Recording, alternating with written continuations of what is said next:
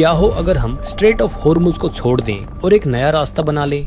Instagram पर हर कोई यही सवाल पूछ रहा है, क्योंकि इस वक्त ईरान, अमेरिका और इजराइल के बीच जो भारी तनाव चल रहा है, उसमें ईरान ने पानी के इस छोटे से हिस्से को पूरी तरह से कंट्रोल कर रखा है।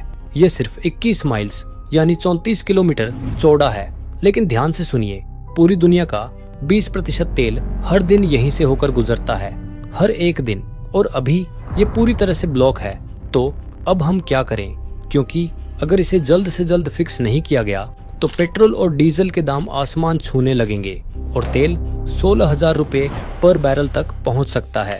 इस पूरी मुसीबत को बहुत बड़े संकट में बदलने से रोकने के लिए दुनिया के कुछ महान और तेज दिमाग वालों ने 3 जबरदस्त आइडिया दिए। तो चलिए एक एक करके देखते हैं कि इनमें से कोई सच में काम कर सकता है या नहीं। आइडिया नंबर 1, जमीन के नीचे बहुत बड़ी पाइपलाइन क्यों न बिछा दी जाए। ये सिर्फ हवा में उछाला गया आइडिया नहीं है, कुछ देश अभी ऐसा कर भी रहे हैं। सऊदी अरब ने इस परेशानी को पहले ही भांप लिया था, इसलिए उसने अपने देश के आर पार एक बड़ी पाइपलाइन बना दी ताकि इस खतरनाक इलाके को पूरी तरह टाला जा सके। यूएई ने भी ऐसा ही किया, उसने भी अपनी पाइपलाइन बनाकर तेल को इस फंसने वाले रास्ते से बाहर एक सुरक्षित जगह तक पहुंचाने का बंदोबस्त किया। दिखने में यह बहुत समझदारी वाला कदम है। इससे तेल, ड्रोन और मिसाइल जैसे खतरों से कुछ हद तक बच सकता है। लेकिन दिक्कत क्या है? इन पाइपलाइनों की पावर बहुत कम है। चाहे इन्हें दिन रात 24 घंटे चलाया जाए, फिर भी ये डेली करीब 2 करोड़ बैरल तेल का सिर्फ छोटा सा हिस्सा ही ढो सकती है, जो कि बहुत कम है, जिसकी दुनिया को जरूरत है। दुनिया की सारी पाइपलाइनें मिलकर भी इस प्रॉब्लम को पूरी तरह सॉल्व नहीं कर सकती। बाकी बचे तेल के लिए हमें फिर भी उन्हीं बड़े लोहे के जहाजों पर निर्भर रहना पड़ेगा, जिन्हें उस खतरनाक रास्ते से निकलना होगा। तो पाइपलाइन एक अच्छा बैकअप जरूर है, लेकिन यह असली समस्या का पूरा हल नहीं है। और यहाँ एक बात है जो बहुत कम लोग जानते हैं, कच्चे तेल को पाइपलाइन में बहाना उतना आसान नहीं होता जितना नल या पाइप खोल देना। कच्चा तेल बहुत गाढ़ा, चिपचिपा और भारी होता है, जिसे आप ठंडी जमी हुई मीठी चाशनी की तरह समझ सकते हैं, जिसको आप एक बहुत लंबे पाइप से धकेलने की कोशिश कर रहे हो। आप एक बार उसे धक्का देकर ये उम्मीद नहीं कर सकते कि वह अपने आप सैकड़ों या हजारों किलोमीटर चल पड़ेगा।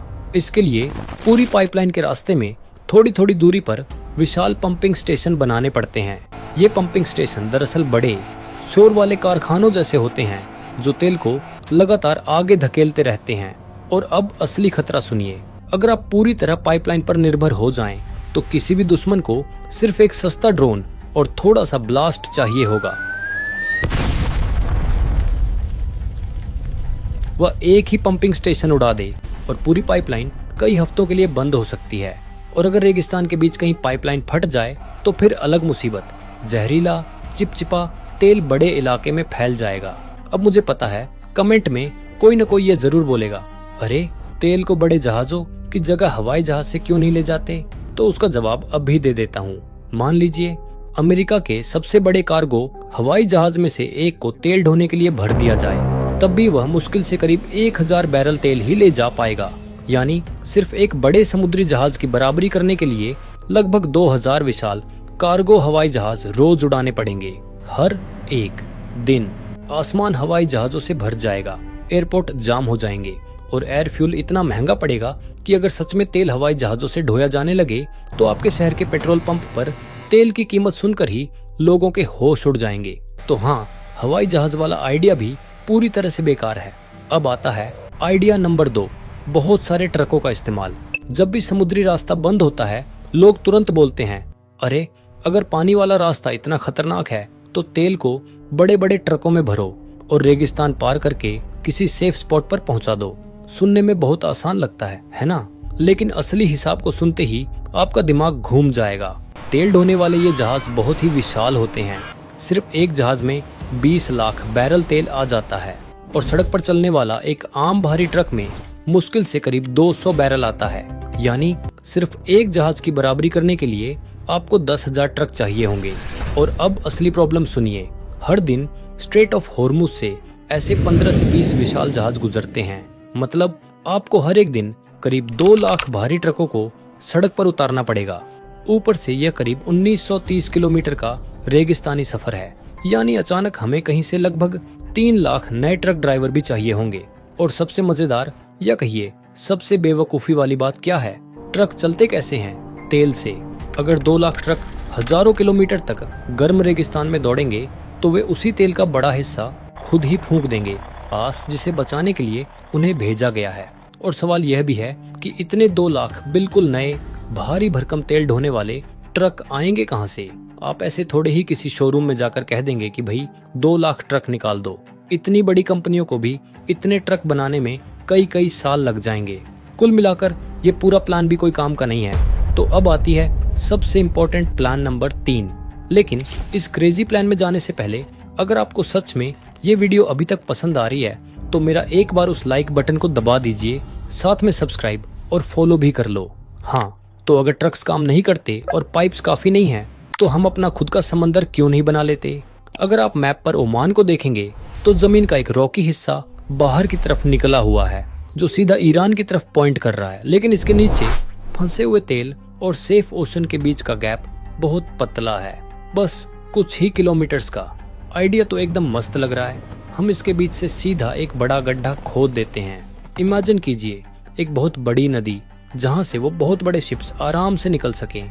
उन्हें तो फिर डेंजर जोन के पास जाने की जरूरत ही नहीं पड़ेगी। लेकिन रियल लाइफ में उस रास्ते में बहुत बड़े पहाड़ हैं जो मुंबई की बड़ी बड़ी बिल्डिंग से भी कहीं ज्यादा ऊंचे हैं।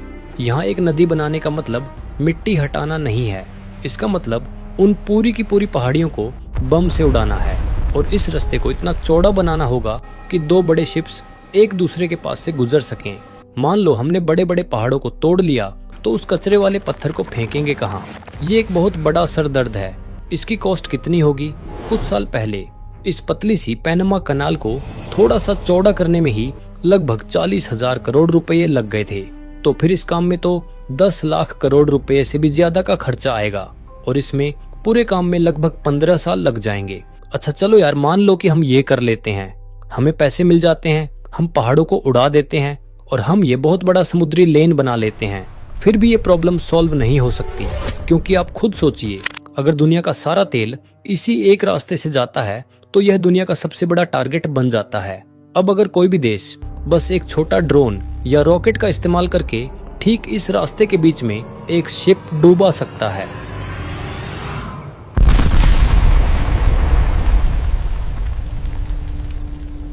अगर वहां कोई शिप डूब जाता है तो वो हमेशा के लिए फंस जाता है, रास्ता ब्लॉक हो जाता है, तेल रुक जाता है और हम वापस वहीं पहुंच जाते हैं जहां से हमने शुरू किया था, बस बैठकर सब ठीक होने की उम्मीद करते हुए।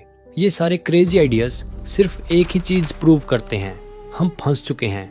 कोई फर्क नहीं पड़ता कि हमारी टेक कितनी ग्रेट है या एआई कितना स्मार्ट हो जाता है, हम अभी भी नेचर को हरा नहीं सकते। जब तक दुनिया तेल पर चलती है, पानी का यह छोटा सा गैप ही असली बॉस है। आप लोगों को क्या लगता है?